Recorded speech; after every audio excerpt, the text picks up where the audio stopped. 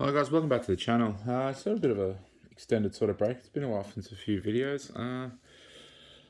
Just sort of been laying low for a bit. Thomas Wooden Railway is getting a little bit, I don't know, just finding stuff in the US even is becoming, it's a little bit trickier. I think, I just don't like, the market's a bit hit and miss at the moment. I sort of, just staying clear of it. I sort of diverted my attention elsewhere. With the last video you would know, I said I was starting to venture into some other things. In particular, I've got the, starting to get all the Railway series books. Managed to get a few of these in Australia, actually. There's book number 27 from Christopher Audrey, Really Useful Engines. The first edition. I also have book number 29, Great Little Engines. That is also in the first edition as well. Also by Christopher Audrey. The other one I got was More About Thomas the Tank Engine. That is book number 30. Again by Christopher Audrey. These ones, these are the three more common ones that you probably find of his. When I found them in Australia, there aren't a great deal of them. It's hard to say how many of them are in Australia. They're sort of hit and miss. They're really hard to find in lots. They're fucking extremely hard to find in lots of these things. It could just be bundled in a like Thomas the Tank Engine. You got to search for things, and you could have a whole bunch of kids' toys. You have like puzzles, sticker books, and you just like casually see one of these things buried amongst the side of it, and then there's invariably well, you got to split it, blah blah blah. So these are proving a bit tricky to find. I have been looking in the UK though. This was actually the first one I got. Thomas Comes Home. That was shared to me in a link. It was only about five Australian dollars, so that's a pretty good deal. That is number 36. Not the first edition of it, but I think it's a 90 something reprint. It's a reprint for a few years later. But that's book number 36. I did show Jock the new engine I had. That's book number 34. Yeah. So I have managed to acquire a few more of them in the UK. That's going to be a while till I get that though. Just sorting out that, getting that shipped to me. I have managed to find the elusive book number 42, which is really exciting. I'm going to have to find 41 now. That's Thomas and Victoria. And there's only two more after that I need, which book number 40, New Little Engine, and Wilbert the Forest Engine, which is number 38. All the rest I've managed to find. Albeit just sort of like auctions or sort of little split deals. Yeah. All right. I did get this probably not long before I made that other video. So this is a dust jacket for a 1969 impression of James the Red Engine. However, if it was very extremely warm there, if I pull it out, this is the first impression of James the Red Engine. As you see here, there's no date on any of the sides. Yeah, that is the first edition of it. It's really hard to find these ones. Books number 1 to 4 especially. It's not held up in the best condition of its age. You can tell it's just been a bit worn and stuff. Invariably, I will find it probably a better condition one in the UK. This is about $30 US. So, all in all, not going to complain with that. It's the first edition. I'll just move that to the side. Alright, so for tonight's video, I will do another character review. So we have the Flying Scotsman. Alright, so as you all know, this guy introduced in 1999. It was discontinued in 2003. Whether you find a 2003 dated one is very debatable. I don't know anyone that collects them that has actually seen a 2003 one. Not to say that they don't exist, but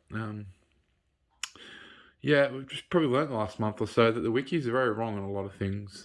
If you understand the codes, and if you do want to understand more about the codes, check out Kublai1969's channel, or you just hit him up on Twitter and stuff. There's a few others in the community that sort of this knowledge about the codes is sort of more coming to the forefront. How to read them and sort of what production, how long they go for. I'll give you an example. So Wilbert is assumed to go to only 2001, but it casually forgets that you can find ones dated from 2005, which came out in there'll be a DVD pack. Probably won't be a VHS pack at that stage. You do find big city engines dated past 2006, we believe. because in Australia they were sold in double packs. So we have found ones dated up to about '08, I believe. Yeah, with the code ending at 8. Similar would be for Murdoch. It would probably be, and that's also holds. There's a few others. Derek, I think, has got it. There's basically a lot of them in the mid 2000s. You just tack on a year or two at either side of it. Daisy is assumed to be wrong. Boko, much the same. Getting off topic here. Anyway, the Flying Scotsman, introduced 99. This one is I think it's 2001 version I got, but that was about $10 and $15 in the US, I think it cost me, and $5 to ship. So $20 US is pretty good. I'll be able to sell that for 200 plus here. Sort of helps me pay for a lot of things. The design of it, he's really cool. It's one of those iconic characters. This guy's very much overhyped in my opinion. It is a cool item, don't get me wrong. I mean, look at it, it's really cool. But it sort of has this desire, the status. Everyone wants it. Also a parent wants it for their kid. And unfortunately, yeah, look, it is one of those ones it's a bit expensive. You got to find it in a lot, man. You just got to find it in a lot. How many there are in Australia is really dry. 2-3 years ago, I could probably find one of these every 3 or 4 months. You find one. Not that I look at Australia a whole much more, but they are just really bare. You do not find them very often. So, I mean, a lot of times people are resorting to spending that sort of money. There are some at auction that you can probably go for. If you're in Australia, yeah, look for one to come up at auction. I don't think many people list it at auction though, because they see the regular selling price of 200 plus. It's the market value. I understand. People complain about it being exorbitant, and it is, but at the same time, it's a market value. It just it's the way it goes. Price range, like I said, in Australia it's like 200 plus. The US, it comes down to, you can find it for early 110, 120. This is like more eBay selling sites you're looking at, up to about 150, depending on the condition. That translates similar values with the Australian dollar. If you're in Australia, honestly, you better off like trying one of the sellers that sell those for 120 with offer or something. The importing fee will be a lot cheaper. Even it'll be less than $220, which you can go for in Australia. What else is there to talk about it? I mean, look, it's rare, it's semi-rare, but you find it in lots in the US. It's just a matter of breaking it up, etc. Especially 3 parts to it. Some people can be a bit particular. Sometimes you'll maybe only have one with one, and you're going to invariably find the other part of it. Could be missing the tenders. I do have 2 more extra tenders I got for like $15 from a lady here in Australia. It was really good. I don't think she knew the value of them, so I just sort of snuck in and stole them. Look, I've also got these boxed. So here, just pull this back a bit. You got the 99 boxed. This is like pretty good new condition. Even just the box is immaculate. It doesn't have much. There's no wear in it or anything like that. It has the character card and the pamphlet. Got that at auction in the US for about 100. We got it for $102 US. That's less than what it, the used and all that, like the C8s or your C9s go for. So I did really well to get that. Love that. Always had to get that to complete my collection. And I also got this one. This was about, I get this about 3 months ago, maybe. This was $202 in Australia. So yeah, like it's funny. It had 2 bids.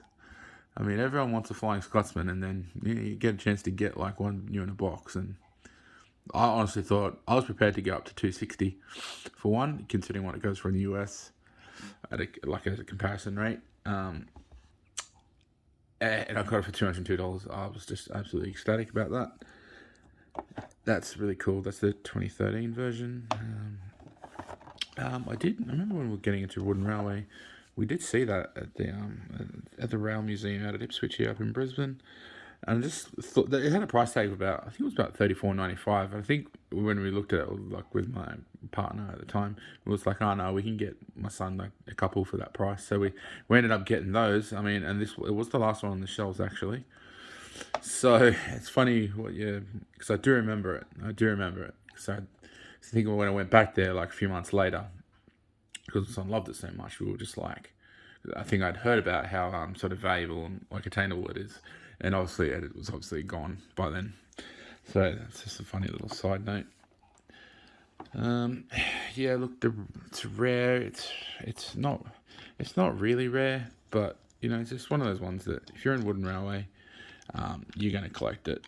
It's just sort of one of those iconic pieces. It's one of the ones that Roy Wilson, I think he said he really loved it. He designed it.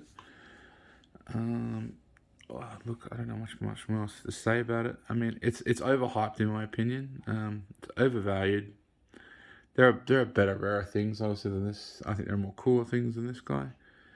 And but it's the status that it's attained, whether you like it or not. It's just like the white-faced troublesome truck, really. I mean, yeah, not much more else to say, really. Look, that's probably carries the review for the night. There's not much more else to say about it, really. Yeah, look, if you're looking for it, don't give up. Like there will be one invariably somewhere, especially like if you're here in Australia or like whatever country you're in. They're not that hard to find. Eventually, just got to know where to look and sort of have a little bit of luck on your side. Yeah. All right, guys. That's the review done for tonight. Just sticking low, sort of laying low a bit. I haven't ventured too much into some other Wooden Railway things. Just sort of picking my moments when to strike at certain things. I haven't really followed the US market and eBay for a while. Been sort of shipping around in the UK. Found some really cool Erdl stuff in the UK. Really proud about that. Starting to get some of the Brio stuff as well. Really excited about that as well. Alright guys, like, share the video, subscribe to the channel, and I'll see you guys next time.